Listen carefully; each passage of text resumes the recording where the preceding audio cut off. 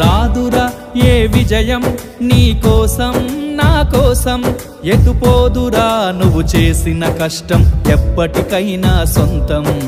కాలంతో పయనించేవాడికి కానిది ఏముంది, సాధనతోనే సాధ్యమవ్వునని సదాశయంతో సాగర ముందుకు. రాదురా ఏ విజయం నీ కోసం నా కోసం, ఎటుపోదురా నువ్వు చేసిన కష్టం ఎప్పటికైనా సొంతం.